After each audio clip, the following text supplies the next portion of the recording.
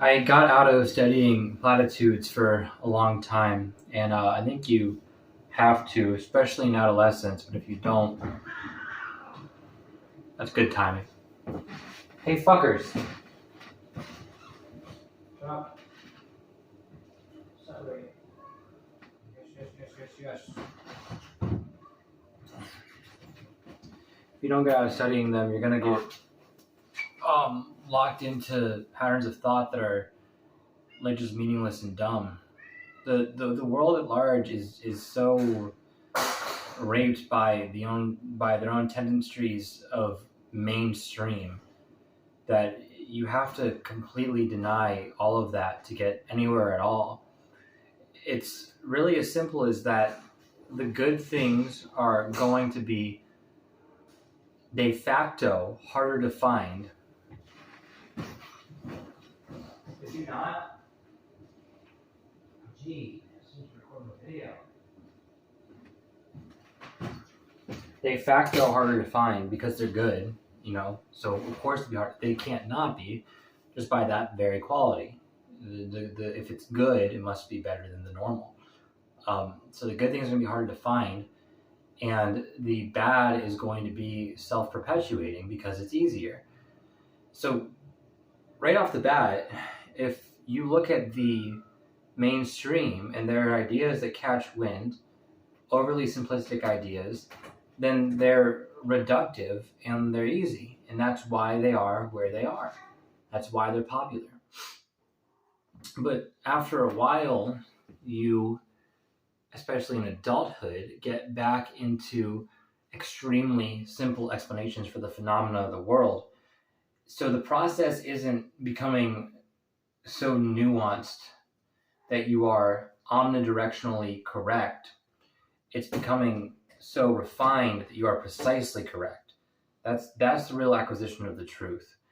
You'll talk to people who evolve more and more into these ideas that, just that really platitudinous, oh, that's a word, those platitudes of the social utopian platitudes, like I believe this, and that this group is good, and this group is good, and this group is good, and I believe everyone is entitled to their beliefs. But those people in private, and whenever you actually get down to debating with them, will reveal themselves to be the most unsavory characters imaginable. They are the ones who will curse you and insult you and deny closed-mindedly everything you say, no matter how basic and straightforward it is. That's why words like bigot and racist get made. They're not made so that we can easily define things that are clearly bad. They're made so that we can associate with bad things a whole gaggle of ideas that are so straightforward and simple that they must be then deconstructed and destroyed easily as well.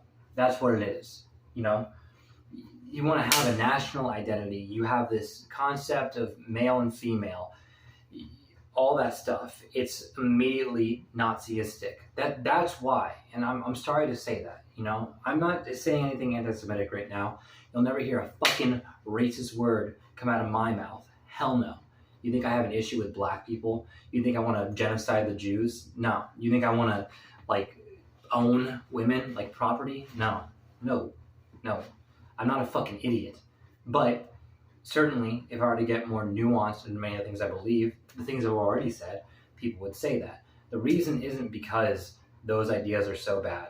The reason is because if you want to have an accommodating mindset, which is accommodating to the progression of satanic ideals in the society and not accommodating towards the ideals that are based upon order and goodness, then you have to be able to easily weaponize language against those things, because it's the same as weaponizing ideas against those things in a mob fashion. That's what you're dealing with. So whenever you think of the mainstream, you shouldn't think of a bunch of people who, because they agree, are ratioing out the best ideas against those who are wrong. It's a very bad way of thinking about it. And furthermore, that also doesn't mean that whenever you get the right ideas, you can agree with everyone's in your camp, because if there is a camp, you're already in the wrong place. Okay? So all that to say, removing yourself from platitudes in the initial stage is a crucial necessity. Reattaining the correct platitudes is a more crucial necessity, and then constantly fighting to divide yourself from the identitarian groups that you would find at that endpoint is the fight for your entire life. You know? Like, you should be considering, I'm not saying this is essentially true, but you should be considering that there is a community ideologically means something bad, not something good. How about that? And then that gets me into the very last thing that I want to say, which is that you might think this is a video against, progressivism and against the political, but it's not. If anything, this video should, if it's going to be pointed at anyone, which, me, I mean, I'm Mr. Anti-Division. I'm not Mr. Division. You won't see me dividing. And no. That's my least favorite thing, okay? I don't hate anything more than I hate division. Boundaries, walls. People are so fucking gay, man. People are so fucking dumb. If you follow Jesus and your entire course is one of self-affirmation and mutualistic affirmation within a community, if your righteousness is a performance based solely upon what you read and are told, rather than a compelled force of your own understanding, you're a pervert. You are perverting the message. You're the sickest there are. You're a Pharisee. Duh. And that's, if you understand what the Christ is, you understand why what I'm saying is universal and is actually the source of everything bad in the world. That's what you understand. That's actually what you would understand.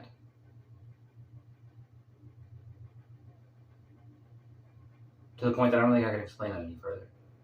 It's sorry. I mean, this idea is probably my favorite idea that I ever talked about. Just thinking about it, just looking back at it right now. I don't think I ever felt so right and good in any of these videos that I've made recently.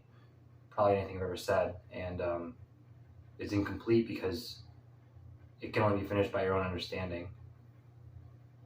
So read Romans 8. That's how I complete this. Read that. Read Romans chapter 8. It's not that long. It'll take 5 minutes of your time. This isn't, man. Ugh, jeez, man. Fuck. There's flesh and then there's spirit. And following the spirit is the only way to life. And the flesh is everything else.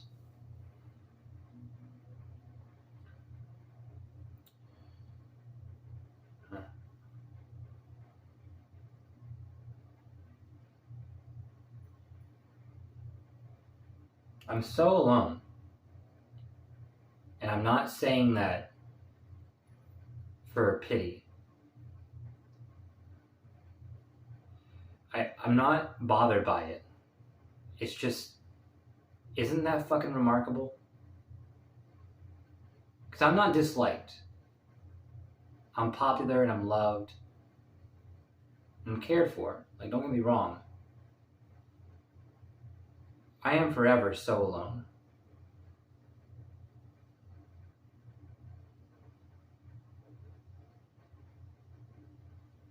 Like, do you know what I'm saying? You'll get it whenever I get it, and I'll let you know.